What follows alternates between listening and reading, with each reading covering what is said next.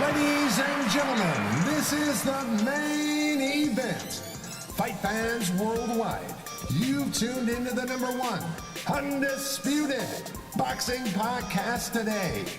This is the Boxing Breakdown.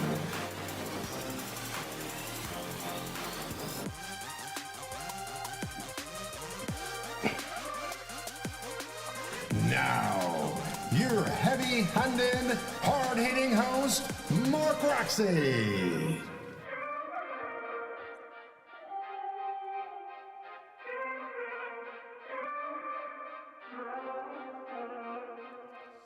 What's up? What's up? What's up? And welcome to another edition of the Boxing Breakdown. I am your host, Mark Roxy, and I'm delighted that you are with us today. It is an exciting day at the Boxing Breakdown, and it's even more exciting in the boxing world. We have tons of boxing news we are going to chop up. I am so excited.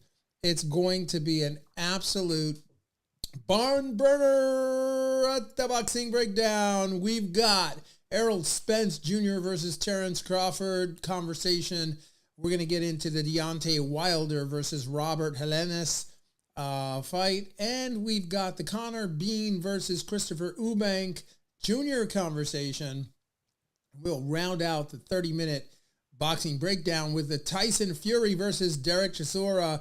And without further ado, my friends, let me welcome into the studio my partner in crime, professional boxing judge, Mr. Harold Hunt. Come on in. What's up? What's up? What's up?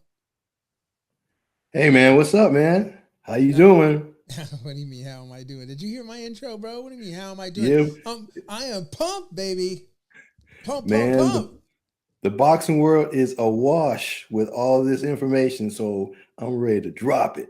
You ready to drop it? Let's go and drop it. So listen, if you're listening to us on Apple Podcasts, Google Podcasts, or wherever you get your podcasts, thank you for being with us today. And if you are tuning in to our pretty brand new YouTube channel, we're firing it up. We're working on it.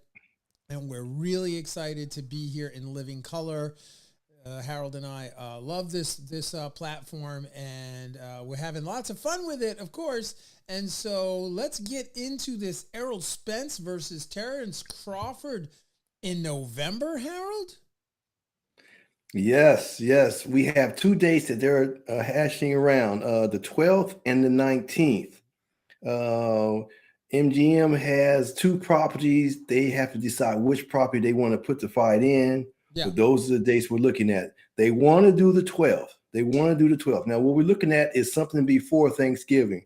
And around Thanksgiving time, people tend to want to have something special. You got family around, that type of thing. So they're hoping to have it either the 12th or the 19th, a Thanksgiving type fight. And the world's really going to be looking forward to it. They got plenty of time to do promotions, and there's a lot to talk about.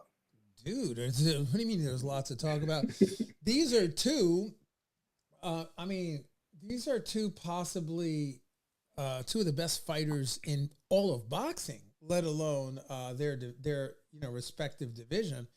So this is an exciting fight, man. And do you know how close they are to making this fight? Well, supposedly right now the contracts are in place. They're just solidifying the date and the venue. Okay. So basically, that's where we are, and it's not speculation. It is as it is. A date just has to be solidified. Simple. So wait a minute. So there's no snafus. There's no snags. There's no potential that this fight is not going to happen, or do you think it's still, it's still like a mezza, maybe like a 55 pizza pie? What do you think? They got 3 months to train, plenty of time to train. Okay. No one's injured, right? Yep. So the date is available. MGM Grand, as I said before, they got the properties to put it in. There's no competition. They're going to give the world what they want. Right. And I hear that Stanciones is also, he might be on the undercard. Yes, they're already trying to formulate the undercard. So to me, that gives a lot of indication of what's going to happen. Right. There's some chitter about Virgil Ortiz Jr. Going against Stancianos, I guess. Well, if that's that, I haven't heard that of yet. Now he just went through his fight. Yeah, against Michael McKinson, and he stopped him. He stopped that guy.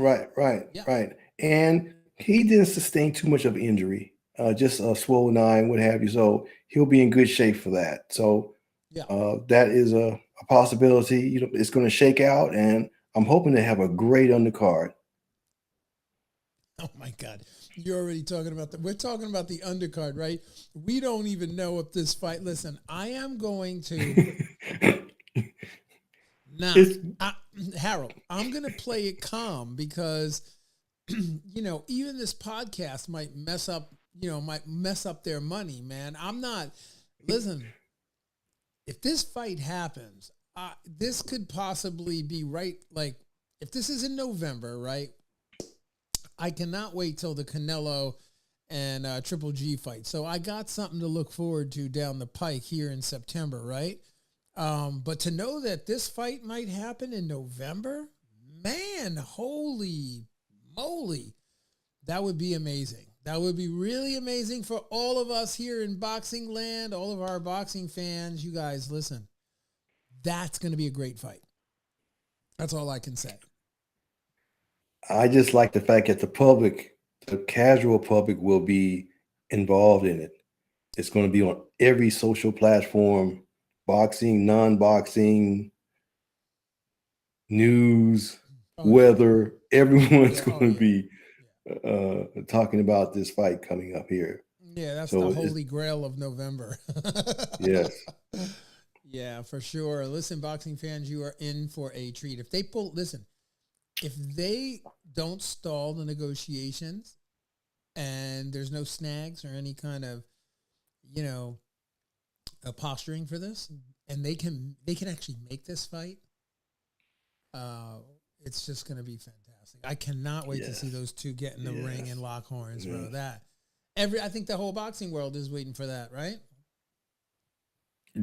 The Pac Mayweather thing marinated too long. Yes. This will not. Right. Well, another fight, Harold, that we are, pretty excited to see and talk about is the Deontay Wilder versus Robert Heleinus fight. So why don't you tell me what you got on that one? We were talking about that before the podcast started, so give it up. Well, there's some background on those two. They were sparring partners. Helenius came in to help Wilder with Fury from time to time. The scuttlebutt is they kicked Helenius out because he was performing too well or something to that effect. I cannot necessarily say exactly what it was, but he was removed from the sparring. Okay. Whether it was negative or positive, he did leave. Now, Helenius is like, Helenius is like Fury. He's big like Fury. He was brought in to fight, to give Deontay some work in that type of man size, and so that's what it was. So for whatever reason, this is like a good fight. Helenius is coming off of a 2-fight victory. He's had 2 fights in the world where he won, and Wilder's coming back like Errol did. He's coming back with a real fight, not a warm-up fight, not a tune-up, a real dude. So he's going to get respect for that. And we all know Deontay Wilder brings excitement. Right. Either he's going to knock you out, people will go down, and even when in his losses, he's exciting. Yeah, he's definitely a man down kind of fighter, for sure. He's a man down kind of fighter. Robert Helenius is no joke, bro. He's 30. I think it's 31-3. He's got the Nordic Nightmare. Yeah, the Nordic Nightmare, man. He's from Finland. He's an Orthodox fighter. The guy is 6 foot, almost 6'7", 6'6.5", man. And he's about, he's in his 30s, late 30s. So, he's 38. So that doesn't mean anything, man. If they're in shape, it doesn't mean anything, right? When you're 38 and you're rolling with it, you're solid, right? So if he's in shape, he's got a very, very good chance in that fight. I think he's been down. He's been KO'd twice. So he has been stopped. It's not like he hasn't been stopped, but, you know? Yeah, he has a better body. I mean, he's leaner than Fury. Yeah, he fought Adam Kowalczyk twice recently. His last two fights were against, excuse me, Adam Kowalczyk. And then prior to that, he fought Mathis Roberto Orsiano. Yeah. So, and he TKO'd him. He's got 3 TKOs in a row. So prior to that, he lost by Gerald Washington stopped him in the eighth round of a 10-round bout in Minneapolis, actually, at the Armory. And yeah, so I mean, but it looks like a very, very interesting fight, Harold. Yes, absolutely. Absolutely. It's good for him to get back on the scene with a big fight. It's going to be a pay-per-view. Yeah. So you want to see him fight, you're going to have to pay. You got to pay to play. But he's worth the money, no doubt. For sure. Yeah. I mean, and, you know, Deontay Wilder is a must-see TV. I mean, there's no doubt. I mean, everybody's waiting with bated breath to watch him to get back in the ring. So, you know, it's nice that he hasn't been in the ring for a while, and I think he's built up a lot of pent-up demand for boxing fans to see him again, and hopefully to see a new and improved version of him. You know, who's he training with right now? Do you know who his trainer is? Do not know. Yeah, I don't know either. I know what was the gentleman that was working with him for the last fight? Escapes me totally, but it was someone of note. It was. Yeah, he was a former fighter. I apologize. I forgot the guy's name, but anyway, hats off to you, the guy that we forgot your name. But we know all of us trainers, you know, it's a thankless job. We know that being a trainer is a thankless job, and it's a hard job too. 15% ain't bad. Yeah, wow, it's more like 20, but yeah. Oh, I was undercutting you guys. So, all right. sure, I'm not working for 15%. Are you kidding? That's why I don't have a large stable of fighters. But you know what? I put my 110% into the guys I work with.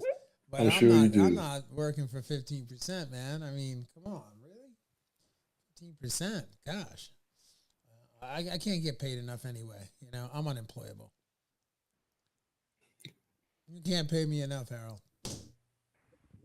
I get that. Yeah, so, and by the way, Wilder, we didn't mention earlier that Wilder's 42-2 with 1 draw. So he's been stopped 2 times. He's got 41 KOs though. You know? No joke. Someone's going to go down in the ring with him. He's knocked down every man he's ever been in the ring with. He's knocked every one of them down. And Tyson Fury, you know, the king of the hill right now. He knocked Tyson Fury down in February of 2020. So, yeah. So, I mean, I can't, you know, he's fought King Kong. He's fought Luis Ortiz. Yeah. He's been in the ring with a lot of really great fighters, and he's a monster in there when he goes in that ring. So, you know, one hitter quitter.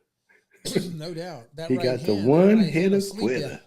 His right hand will sleep you, folks. You know, I mean, so anyway, speaking of sleeping, right? We've been sleeping on this guy Connor Bean, right? Let's talk about Connor Bean and Chris Eubank. We got a fight coming up between these two gentlemen, and tell me about that, Harold.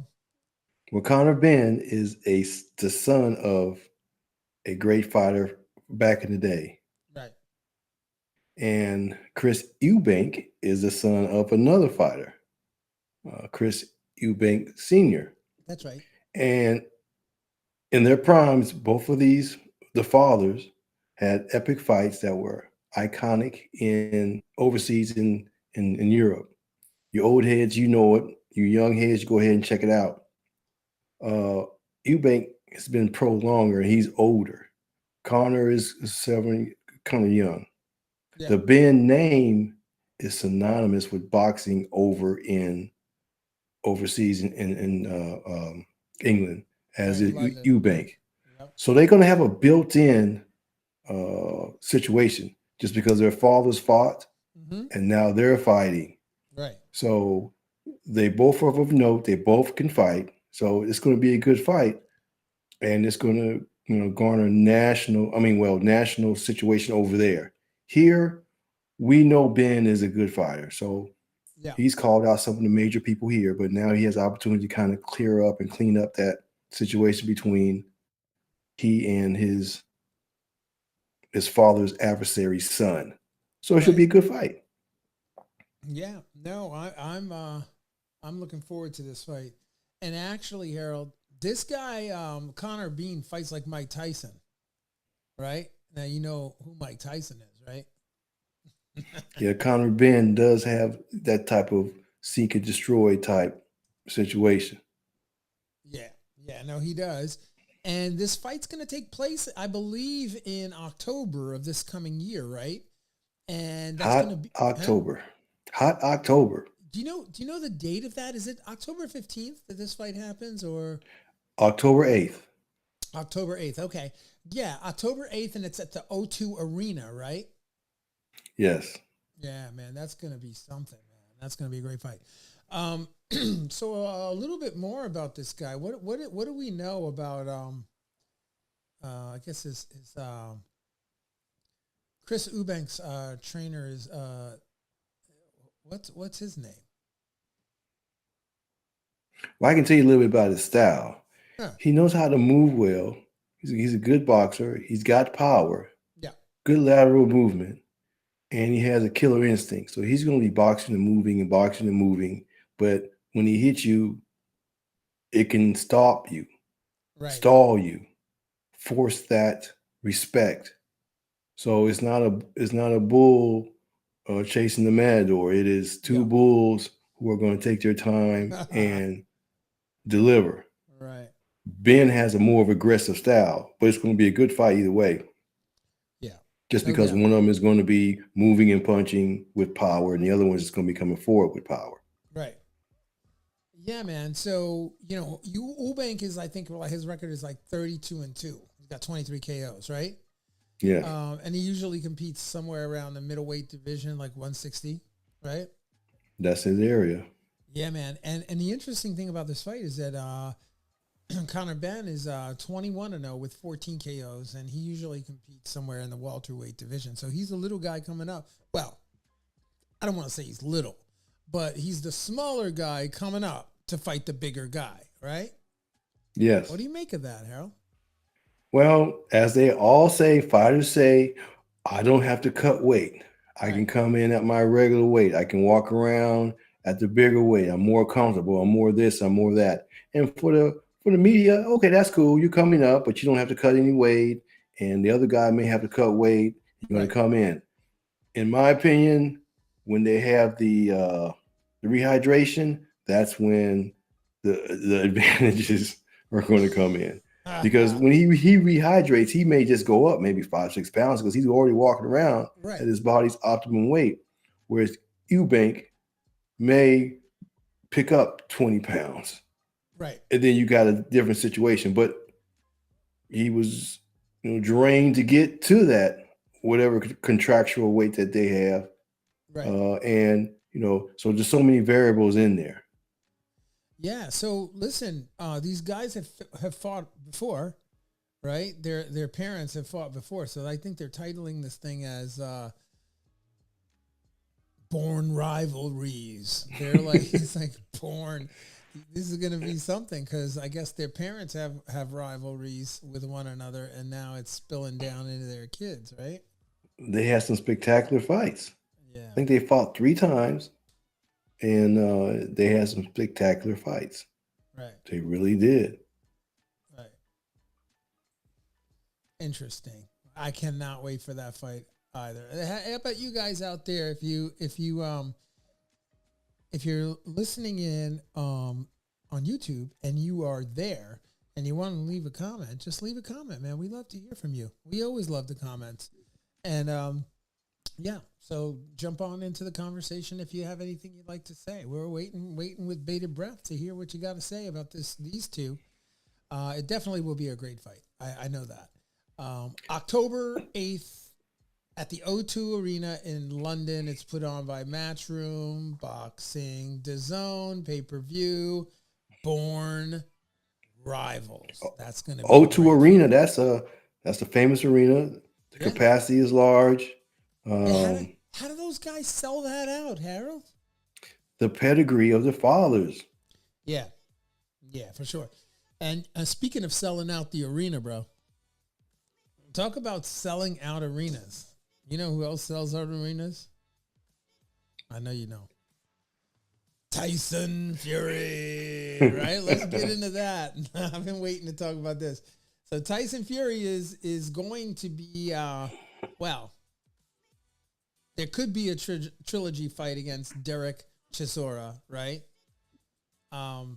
So that's going to be his return from retirement.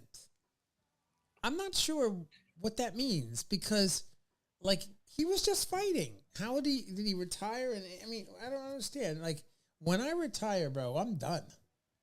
Why do fighters retire and come back? Let's talk about that for a second, Harold. Why do you think fighters like Floyd Mayweather, right? Tyson Fury, why do they retire and then come back? Why is that? We know they're coming back. This is an old situation where every fighter's ever been. It's like being a drug addict.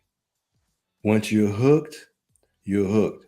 You can go to rehab all you want, not to disparage anyone who goes to rehab, but you always have a taste for that particular substance. Fighters are the same way. Their body says, I can't do it anymore, but their mind always will. Yes. And it's the hardest thing for them to stop doing this when they've done it all their lives. And it's very hard. So they come back and they kind of tarnish themselves because they'll take some bad losses and bad decisions. And sometimes they end up doing back to club shows. They were making millions of dollars, but their desire to continue to fight, they end up toppling all the way down to club shows, making almost nothing just because they want to fight and they feel like they can get back to the top. Yeah. Sometimes it's a fruitless situation. So you have to find a niche that, commentary or something to satisfy that. It's never satisfied ever again. So this is just another example of that. Now, Tyson has the world by the string right now. So everything he does, they're gonna follow him around a little bit. And he's going to take a fight that he can spectacularly win. Opponent who can actually bring in a lot of eyeballs is on his side of the continent. And he'll have a great press run with this guy because Derek is good verbally, and it's going to create a splash. Well, for Chisora, it's his highest. It's going to be his career high payday, no doubt. I mean, this will be the biggest payday for him to get in the ring with the likes of a Tyson Fury again. I think at this point, they've had. It's going to be the third fight, so Tyson Fury has made Chisora a rich man. How about that? He's going to add to that for sure. Yeah. I mean, not only that, but then, the WBC and Ring Magazine heavyweight champion has also talked about, he obviously was talking about hanging up the gloves, putting them, on the shelf, das kaput, no more, right? But that was after the Dillian White fight at Wembley Stadium. But then, here he goes. He's coming back. He's going to fight Chisora. And what do you think's after that? I mean, Usyk and Joshua have to lock horns, right? They're going to fight coming up, right? When is that fight, the Joshua fight? It's recent, but my understanding of why Tyson's coming back, he has to take kind of not a tune-up, but this is a big enough fight where he won't be criticized for fighting him again. Yeah. And then he can lay in wait with a recent performance under his belt. Right. And then when he goes to fight the winner of the of those two, then he has opportunities to really have something current. His current work is still out there. Yeah. He laid Derek out, whatever, and it looks pretty good. And then they have the optics from that, and the optics from whoever wins the other fight, and you have something to, you have some clips and things to put together to, make that fight one of the biggest fights, Well, going forward. I'm looking at another angle for why a Tyson Fury might retire and come back. So, do you think it has anything to do with the money? Do you think it has to do with contracts that may have been signed that can't be exited unless he retires? Or do you think, I don't know, I'm just asking. If you have an answer and you're tuning in, write it in the comments. Let me know what you think. Do you think it could have anything to do with contracts? Do you think it could have anything to do with him just wanting to create a scenario where he could sit back and watch the winner of the next fights without relinquishing his belts? Because he hasn't given up the belts. He still has the belts, I believe. Am I correct on that? Belt. Belt. Singular. The WBC. That's the only one he has. Okay. And right. so, the lineal thing is that debatable in my eyes, but he beat the man who beat the man who beat the man, which is a valid situation, no doubt. But as far as the sanctioned body is concerned, he's the BC champion. So as far as being only the BC, so to be contractually tied, I don't think that's the case. He just wants to just stay in the mix. Right. I get that. You think he just wants to stay in the mix? That's it. But why would he retire? If he wants to stay in the mix, why would he retire? I don't understand that. It's dramatic to retire on top, beating the other best guy in the world and this, that, and the other. He is somewhat of a drama manipulator. He's doing quite well with that. Just this thought of him coming back is just shaking the world. Right. You remember when Michael Jordan retired, and then all of a sudden they said he's in the gym somewhere? Yeah. They were going crazy. I mean, I'm watching Walter Cronkite or whoever it was, and boom, they're talking about, that was a long time ago. I wasn't even alive. But the point is, it made headlines around the world when Michael Jordan showed up in the gym somewhere after he'd been retired. Tyson is getting that same kind of response. Well, not that same kind of response, but it's exciting. Yeah, no, it is. I mean, let's go back to 2018. Deontay Wilder and Tyson locked horns. Then Tyson fights Tom Schwartz. Then he fights Otto Wallen. Then he fights Deontay Wilder again, TKOs him. Then he fights Deontay Wilder again, KOs him. Then he squares up against Dillian White again for the second time, right? And so now he's going to do it a third time, man. I don't know. I'm just trying to figure out. Why the third time with this guy, right? Yeah, like why the third time with this guy? And I mean, you do know that he's going to sell that arena out like crazy, right? He's got a good dance partner. Yeah, so you think he's trying to come back so he can reunify the belts again? Because let's just play with this a little. He's going to fight Tyson Fury. Is going to come back. He's going to fight Derek Chisora, and by no means do I mean to discredit Derek Chisora that he could not win this fight. I'm not. Listen, it's a heavyweight fight.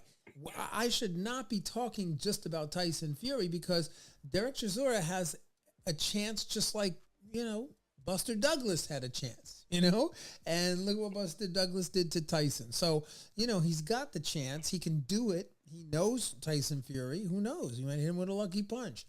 Who knows? It has to be lucky because Tyson knows Derek. Right. Well, listen, after this fight, after Tyson Fury squares off, potentially, if he wins this fight, he's going to face Alexander Usyk, who's got all three of the other belts. And the only way he doesn't face Usyk, right, is if Joshua gets those three belts. And if Joshua gets those 3 belts, right, guess what? We got the fight we've been waiting for, right? We got the big kahunas in the ring again. Joshua on his reborn comeback against Tyson Fury. What a headline that would make. Yes, it would. That's the fight that everyone wants. And if Usyk was to lose, no shame. He's undisputed at the next weight class down. Yeah. So it's easy for him to continue there, or he still has cachet to fight as a heavyweight if he loses. Yeah, man. You know, he looks, I don't know, Usyk looks so small against Joshua. When they squared up for that press conference that they did recently, I mean, he looks so small. I'm like, I don't know how he's going to do that. But you know what? He's done it before. He'll do it again. Absolutely. He's been small with him before, so it's not like it's even a factor. Right. You know, he's going to fight his fight. The adjustment has to be made by Joshua. That's right. Where the adjustment has to be made. And if he doesn't make that adjustment, he'll lose the same way. Right. And you know what, Harold? Here's the thing. I'm just pumped up. I'm really, really excited that he's coming back. I'm really excited that Tyson Fury is coming back to the ring. He's going to be in the ring, squaring off against Derek Chisora. That's happening. And, you know, let's see what comes down the pike, man. We got, you know, in news, obviously we cannot end the program without just briefly talking about the fact that Teofimo Lopez will be back in the ring on Saturday, August 13th. He will be squaring off again against largely unknown Pedro Campa. And it will be a return to the ring for Teofimo Lopez after the Cambosa fiasco. And so he's got to win in impressive fashion. He's got to look great in this fight. It's got to be an early knockout so that he's back in the conversation so that, potentially he can get it with Ryan Garcia, because they're shooting their mouths off at one another. And that, my friends, would be a great fight, Errol. Yes, that's pay-per-view worthy. Now, Mr. Lopez, he's at a higher weight class. Yeah. Now he has opportunity to focus, not just use his abilities, but to use his mind also. And I know he's going to hire those same people who got him in great shape, who he didn't have in his last fight. He kind of got down on weight by himself.